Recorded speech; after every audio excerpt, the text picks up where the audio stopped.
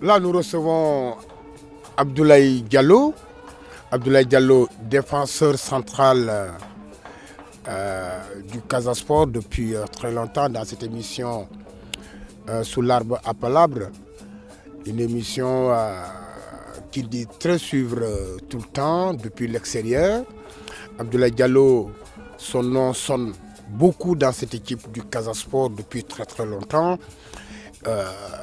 Du Casa Sport, Abdoulaye Diallo est allé en Lituanie. Ensuite, vous êtes allé aux États-Unis. Vous êtes revenu en Estonie et aujourd'hui vous êtes en Pologne. Alors, Abdoulaye, bonjour et merci d'avoir accepté notre invitation. Et d'abord, bonjour Abdoulaye. Ça se passe bien. Et là, tu es en vacances à Ziguinchor, en Casamance plus précisément. Alors, Abdoulaye, parlez-nous un peu des grands moments que vous avez vécus au Casa Sport. Oui, avant tout, je tiens à saluer toute la population casamançaise, particulièrement les fans du club de Casa Sport. Donc, les grands moments du Casa Sport, je crois que c'était la période quand on prenait les coupes. Donc c'était des moments dont on sait que personne ne peut l'oublier. C'est des moments qui nous étaient gravés à jamais dans la mémoire. Et voilà, c'est ça. Ouais, et le Casa Sport aujourd'hui est le club le plus titré en tout cas depuis l'instauration du professionnalisme au Sénégal. Oui, parce que si tu vois, depuis qu'ils ont instauré le professionnalisme, le Casa Sport n'arrêtait pas de prendre des titres. Ouais, parce que chaque année, on a mené au moins une coupe au niveau de la Casamance. Ouais. Alors, Abdoulaye, que signifie pour vous le Casa Sport? Le Casa Sport signifie, je ne sais pas comment te l'expliquer, mais c'est notre vie en fait. Ouais, le Casa Sport signifie beaucoup de choses, ça représente beaucoup de choses pour nous. Donc c'est... On peut dire que c'est une autre moitié de notre vie en fait, le Casa Sport. Ouais. C'est notre vie. Ouais. Au-delà justement, parce que le Casa Sport, on a souvent l'habitude de dire, le Casa Sport c'est de Gouloumbou à Djogé, c'est toute la Casamance naturelle qui se retrouve autour de ce club. Oui, c'est toute la Casamance qui se retrouve autour de ce club.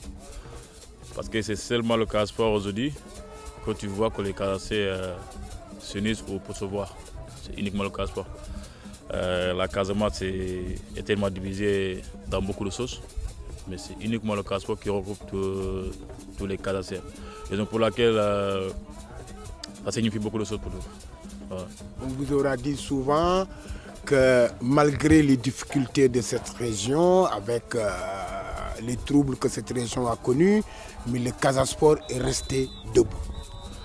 Oui, mais les troubles, c'était nous d'abord. Les troubles, c'est nous. Donc, Mais ça n'a pas affecté le Casa Sport en fait. Ça n'empêchait pas le Casa Sport de voyager, ça n'empêchait pas le Casa Sport de faire ses activités. Donc raison pour laquelle le Casa Sport c'est au-delà de l'imaginaire en fait. Ouais. Mais Abdoulaye, personnellement, qu'est-ce que vous avez appris au Casa Sport, vous? Moi j'ai appris beaucoup de choses. J'ai appris beaucoup de choses parce que aujourd'hui je peux dire que le Casa Sport m'a fait moi. Ouais.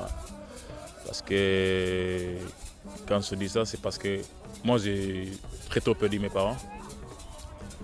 Donc en espace de 1 an, j'ai perdu tous mes parents en fait, les 2 parents. Après, j'étais un gosse très difficile à maîtriser. Donc un peu violent. Parce que après, en étant jeune comme ça, tu perds tes parents, tu te disais que mais pourquoi?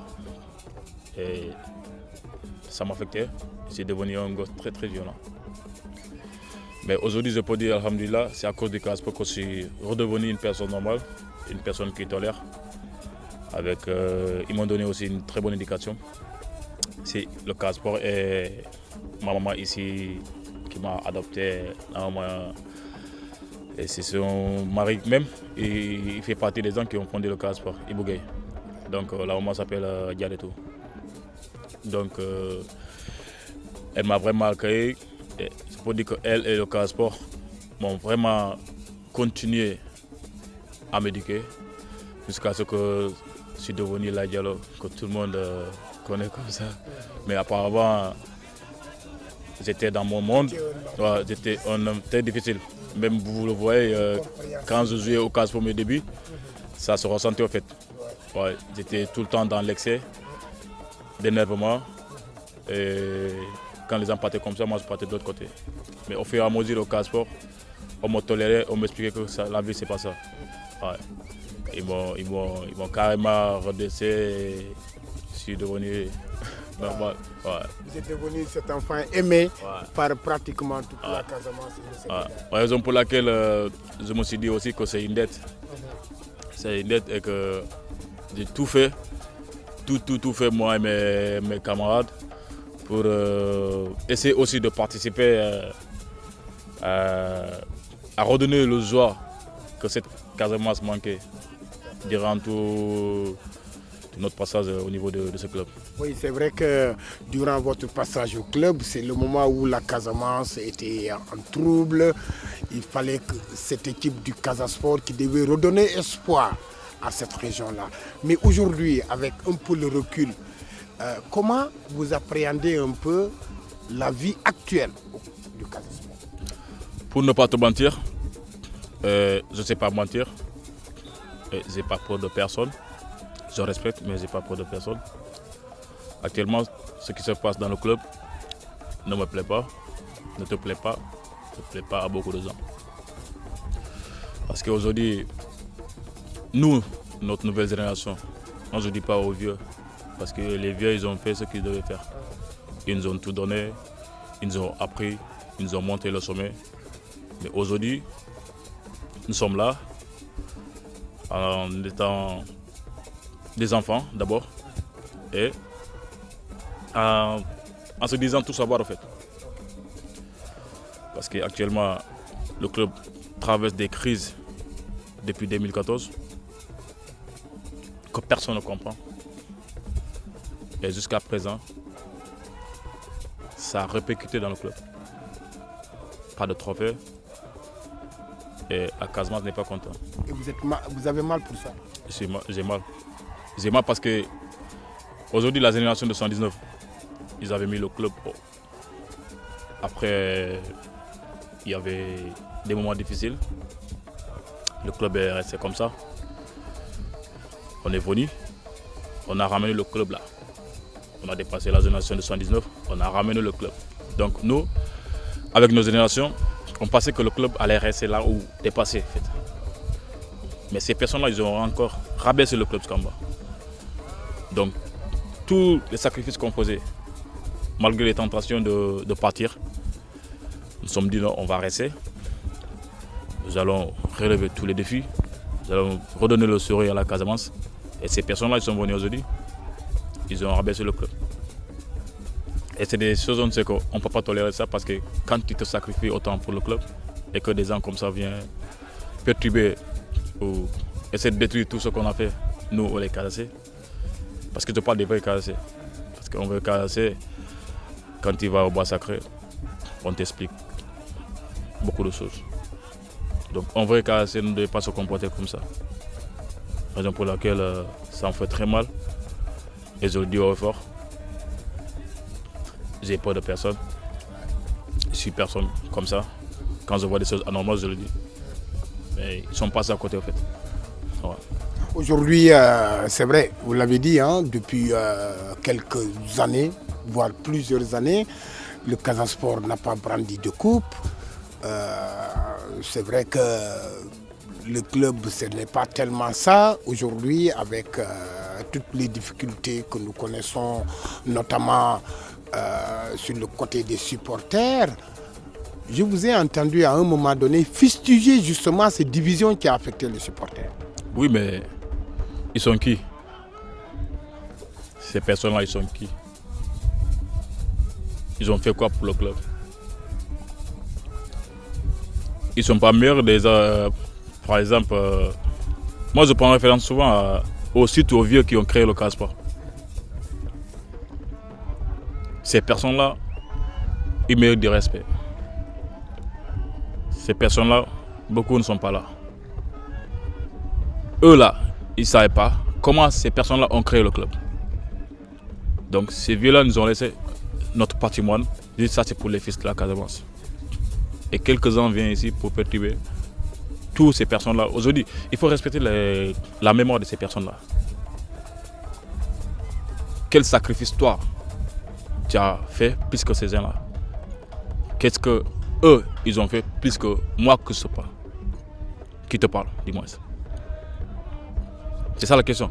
En fait, des fois, quand ils vont perturber ou parler des choses, ou prendre des décisions, essaie de te demander, est-ce que moi, est-ce que j'ai fait plus que vous dites François Bocandé?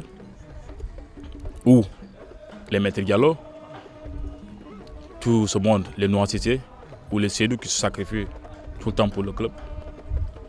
Est-ce que j'ai fait mieux que ces personnes-là? Est-ce que moi, je dois le faire? Nous avons tout gagné ici au Casa Sport, mais on ne se comporte pas comme ça. Mais si on voulait, on allait parler comme on veut dans ce club. Et tu vas nous dire quoi? Qu'est-ce que tu vas nous reprocher? Tu vas nous taire? Tu ne peux pas nous reprocher de se taire. Tu ne peux pas nous demander de se taire. Parce que tu ne pourras pas nous...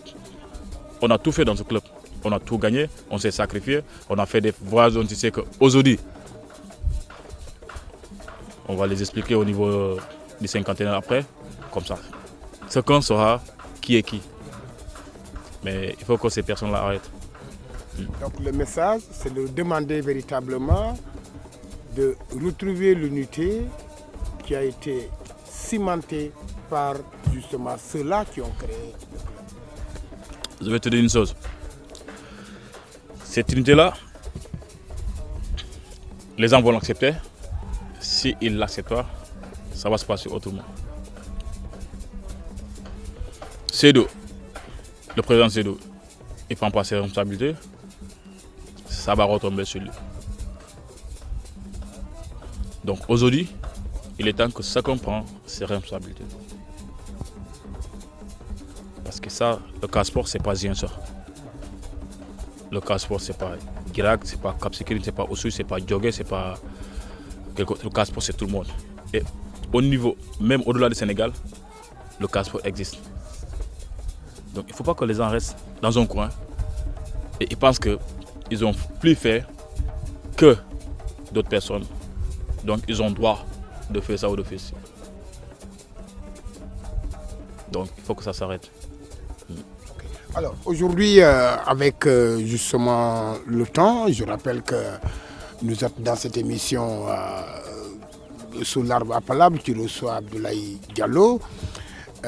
Abdoulaye, les défis du Casa Sport aujourd'hui, c'est quoi?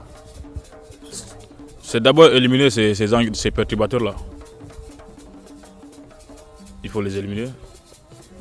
On a tellement négocié, on a parlé. Moi-même, j'ai convoqué les mamans avec mes amis, mes potes. Tout le monde était là à Abu Dhabi. J'ai convoqué les vieux. Mais on t'explique des choses, c'est que ils n'ont pas de problème en fait. Pour moi, c'est pas un souci, c'est pas un problème.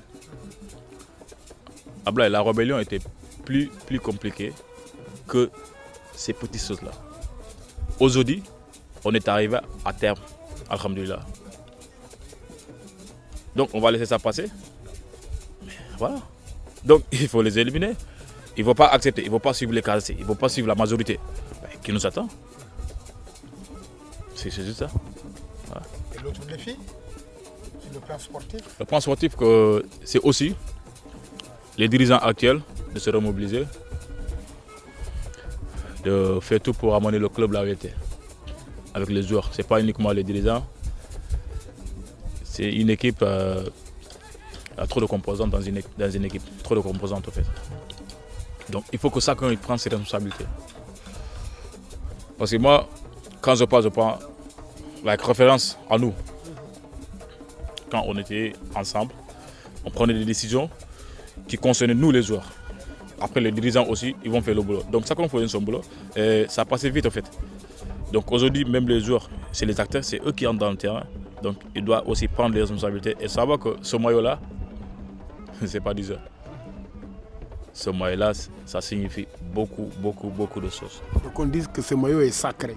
Trop même, comme le bois sacré. Ce maillot-là, c'est le maillot qui réunit tous les Casacés. C'est ce maillot-là qui, aujourd'hui, ça ne va pas. Tu entendras le roi Sibyl Mbaye parler. De Kokou, il ne parle pas comme ça. Mais quand ça parle, ça veut dire que ça signifie beaucoup de choses. Voilà. Donc il est important de faire savoir ça aussi aux jeunes et aussi aux nouveaux venus du CASPA. Ouais. Surtout la nouvelle génération qui ne connaissent pas trop cette histoire du club.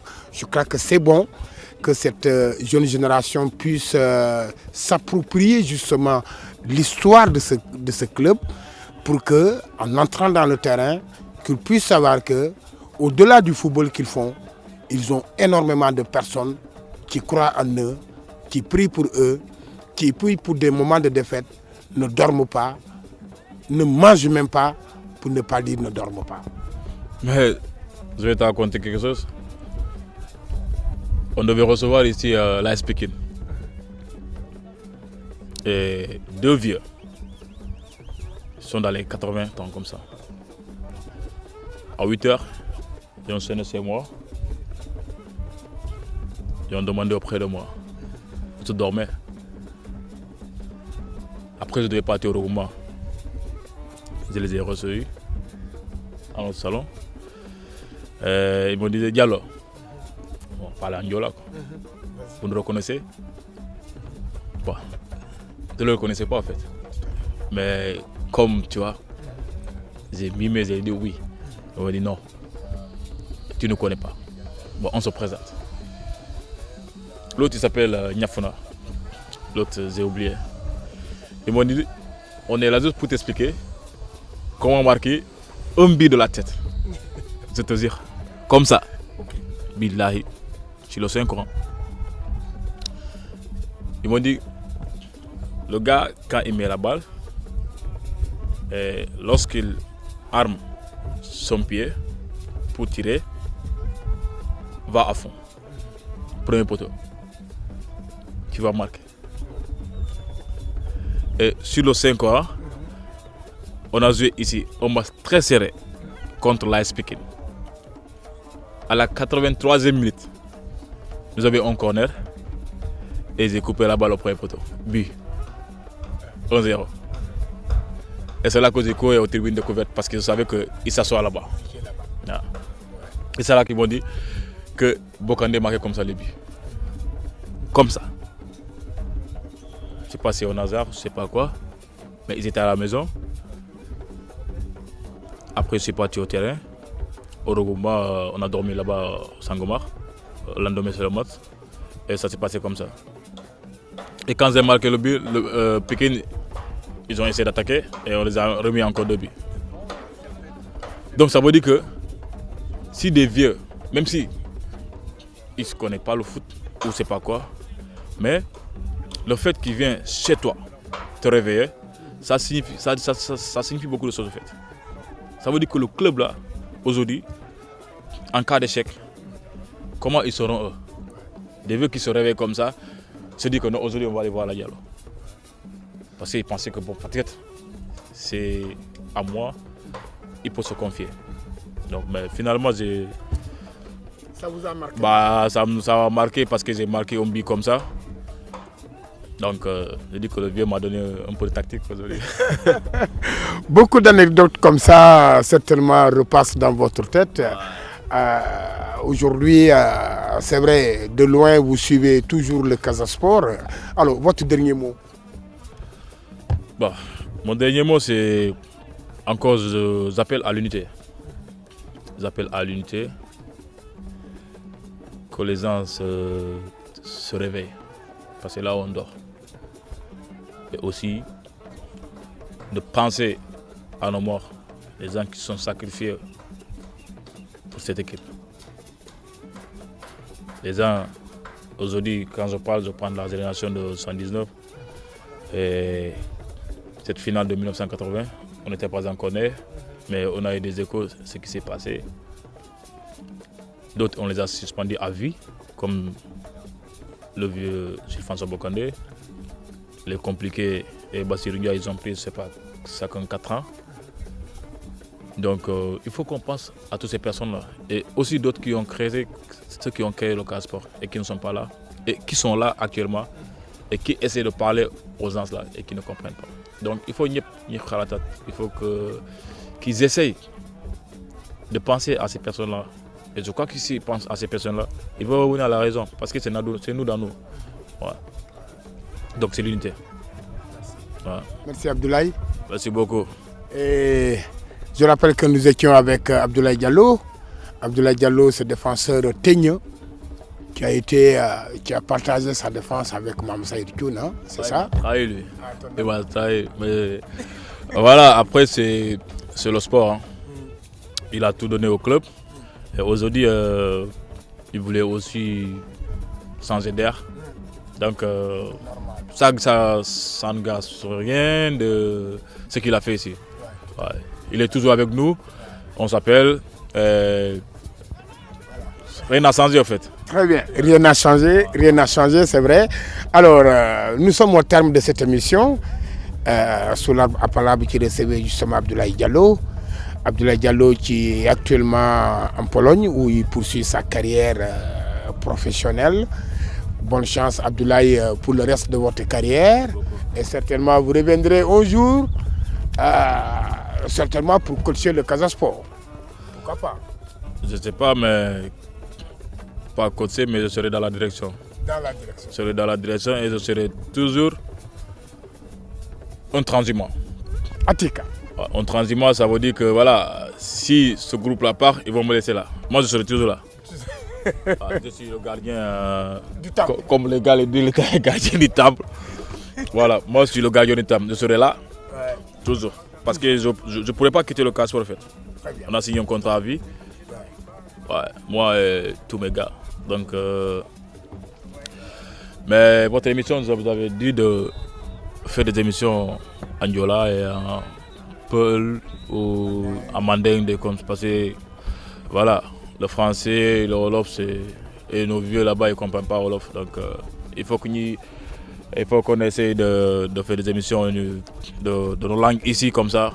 Parce que après tout, c'est eux là qui devaient comprendre les premiers messages en fait. Parce que c'est très important en fait. Donc par respect, je vous ai répondu en français. Mais sinon, vous allez parler le Diola. Merci Abdoulaye. Merci beaucoup. Bien entendu et bien capté. Alors, de l'autre côté de la caméra, Mamina Djedjou. À la présentation, Abdoulaye Sambou qui recevait Abdoulaye Diallo. Merci Abdoulaye. Merci beaucoup. Allez Atika. Ciao, ciao.